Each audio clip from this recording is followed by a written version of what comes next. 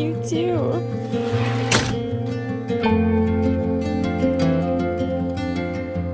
Hey guys, welcome back to the heart of home. I went to the farmer's market this morning and I really wasn't planning on recording a video, but it feels unkind to go buy all these lovely plants and not share them with you. Caleb and Silas have stayed busy this morning. They let me have a quiet morning. It was just me and our little baby, and they went and did a workout at the armory. And I said, well, as long as you guys are gone, I'm actually gonna go to the farmer's market. And so we pulled out the stroller, went to the farmer's market, and of course, I told you guys this in a previous video, I can't go to the market and not buy plants, especially from people that I support. So every time I go, I always come back with plants.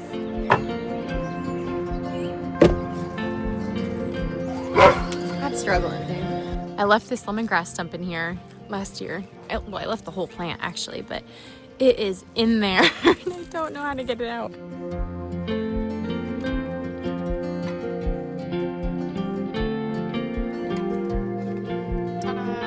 It leaves some more space for these guys to grow. Okay. Well, I gotta share with you what I got. So first we got more lemongrass. The goal this year is to create, I want to do salts, which these herbs aren't going to be necessarily for that, not what I got today.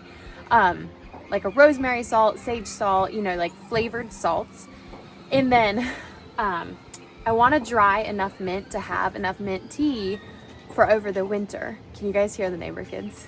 Most people would think that that'd be like a hindrance, and honestly, like, I love it. Someday I'm going to live in the country and not have these sounds, and some days I'll be older and not have these sounds of my own. For now, we just soak it up. It means summer is here. So we got 3 lemongrass plants.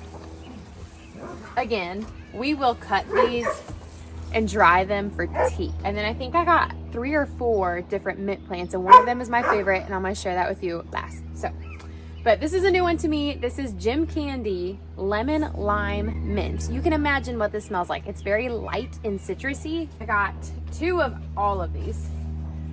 The margarita mint, obviously it's very fruity as well. I think I've gotten this before.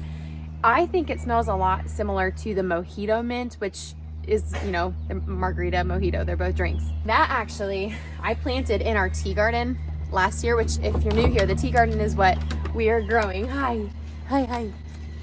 Edible plants in our rounds, like our porch, which it's been a whole experience because we have dogs. I just got a regular peppermint. This is another one. I would rather have mojito mint or peppermint of some sort taking over our yard. If you haven't grown mint before, put this in your pocket. Don't grow it somewhere where you don't want it to come back, because mint grows and it's a bully in the garden. So I planted it in the ground knowing that it could take over, and the mojito mint is actually coming up and taking over, which is what I wanted.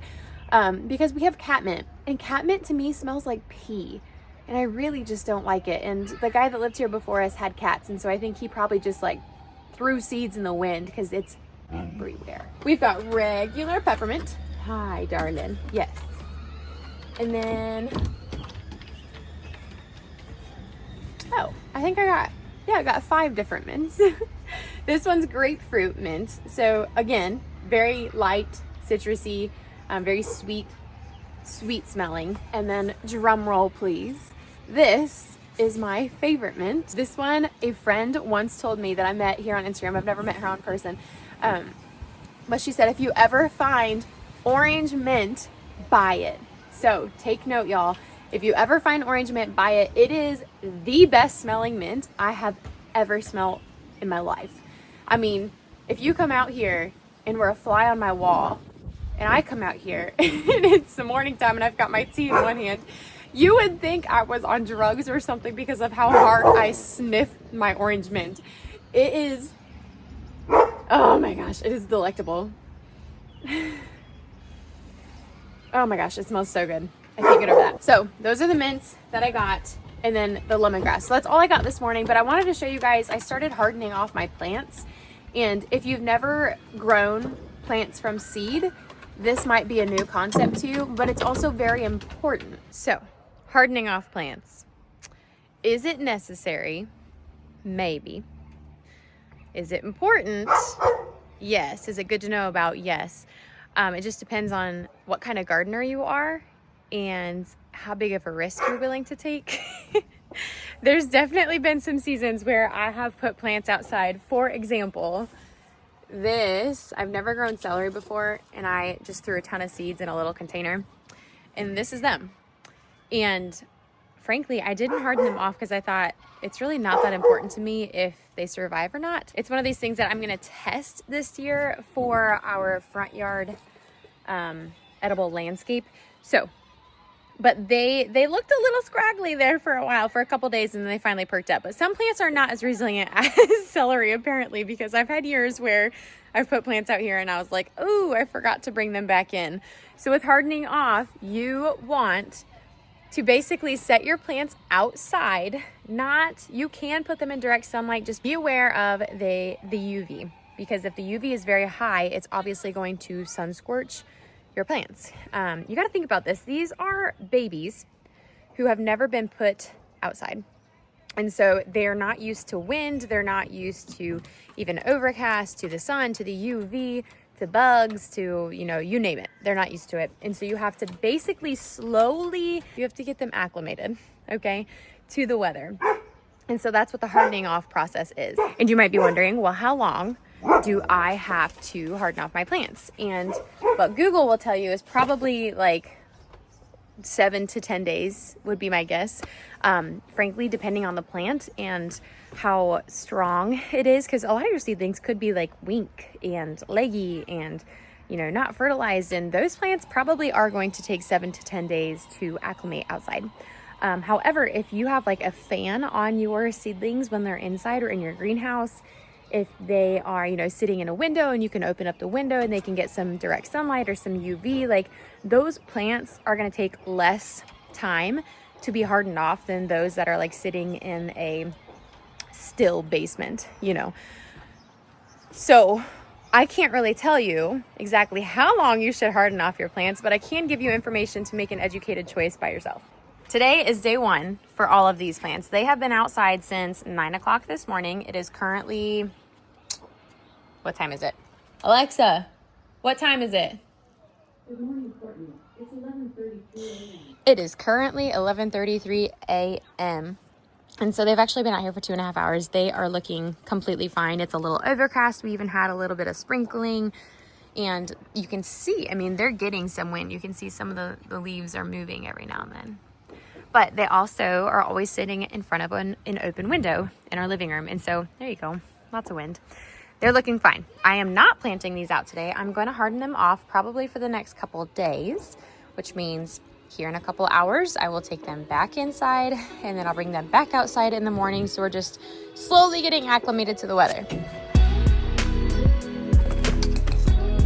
Now these cabbage plants, on the other hand, I have brought them out here probably every day for the last week. They look rough anyways. I hate starting cabbage. Honestly, all brassicas, I hate starting them, but I tried it and they look okay. And I think maybe I could get some cabbage from them. These guys, they can be planted out today. The corn, it's struggling.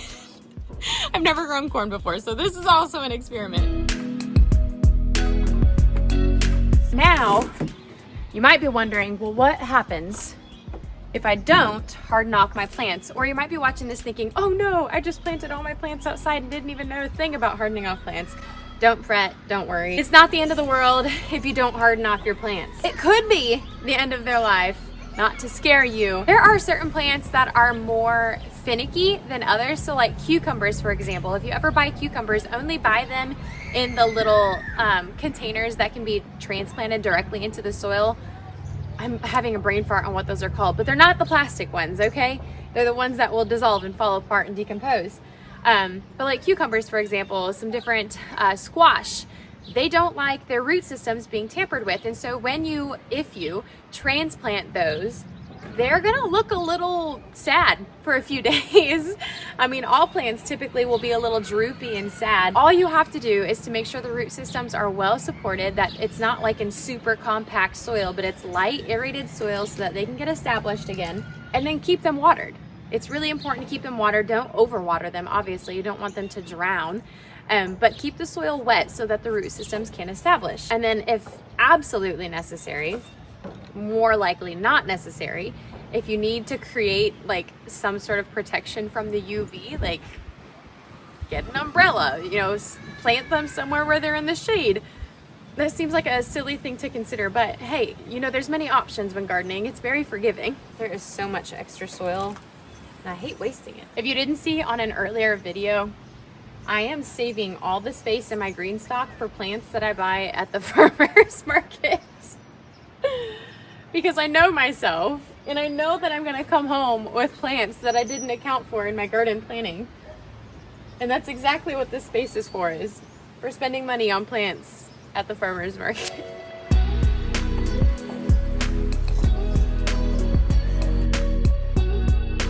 My orange mint, I need it to be up high because I need to be able to come out here with my cup of tea and stick my nose in it. Oh yeah, that's perfect. Perfect to come sniff in the morning. Okay, we have migrated to the front yard now. I've got my cabbage plants, which have been hardened off. I've put them outside for at least an hour every single day for the last 5 days. We are gonna add them to our edible landscape. Now, you'll notice there are some things like the irises, the ferns that are not edible. When we bought this house and I started to redo the landscape, I wasn't considering the fact that I wanted to do an edible landscape. So we bought succulents too. And I'm absolutely not going to dig them up because I believe in creating a beautiful space that you want to dwell in. But we do have like some bee balm there. We have some broccoli that looks like the squirrels maybe are getting a little too rough around. And now we're going to add cabbage. And I do have some stuff like yarrow, right? We have some perennials that are technically edible. Yarrow is really good for women. We have lavender. I mean, there's another plant I can't tell you the name of, but it tastes like celery that a friend gave me. And now we just added some peach trees, etc. We're also going to be planting, you guys probably can't see it. Ooh, right there. They look really sad and droopy right now. But those are free raspberry plants from my parents. So we got a lot to do. Let's get after it.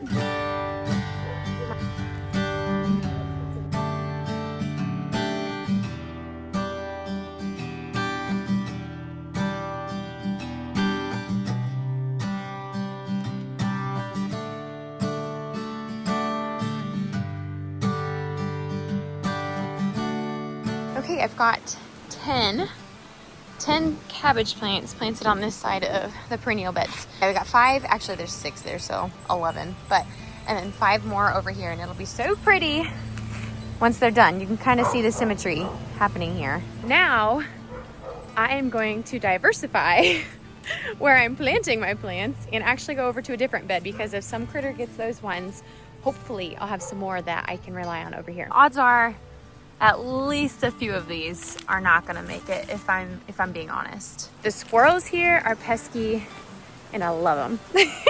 We used to have a little like picnic table screwed up into the tree for them and we'd put, you know, corn cobs on there. And so I've kind of done it to myself.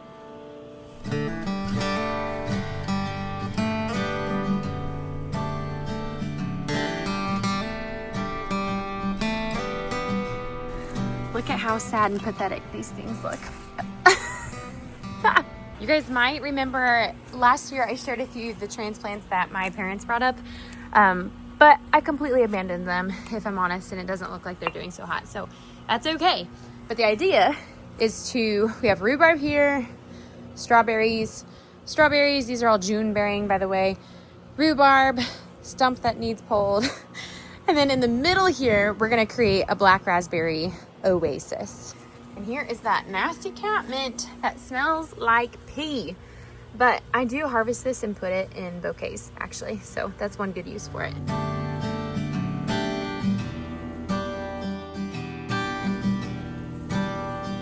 So I have got, let's see, 1, 2, 3, 4, 5, 6, 7 and a half. And then 8, this big old thing. And I've got some oregano in here that my mom hated because it was taking over her flower bed. So I just dug it up and I was like, well, if anything, this is great soil coverage. And so it isn't a terrible idea to actually plant that in your bed as long as you can plant things like, you know, tomatoes or something that's gonna grow taller than the oregano is. So all I'm gonna do is dig essentially 8 different holes in here and let the raspberries do their thing. Because we all know raspberries they become just like weeds. They're like volunteers that show up in a place where you never even planted them thanks to the birds. So I'm not too worried about that. It'll take a while for them to get established, but I know here in the next couple of years, we will be very grateful that we did this. Kind of like our rhubarb and our strawberries. It's the second year for them, and we actually harvested some of the rhubarb this year. So pretty exciting. That was easy. I joked yesterday when I was taking these out of my parents' yard and basically cleaning it up and cutting off the old canes and making room for the new ones, that the only other time that I am this cautious with anything is when I'm beekeeping. These black raspberry thorns are no joke. Look at those suckers. They hurt and they'll make you bleed. So they're sad. I need to water them, and I'll be watering them for the next couple of days to help their roots get established like I mentioned to you guys earlier. But I will keep you updated on how this goes when they start producing fruit. Many of these are just first year canes, and with these raspberries, they are a 2-year thing. So first year canes don't produce berries, second year canes do. It'll be a while, but we've got it planted and we are making progress on our perennial edible front yard landscape. So I will catch you guys on the next one. I got a few more things I gotta go do, but I'm happy to bring you guys along and to share with you what we are doing right here in our suburban homestead. Until next time.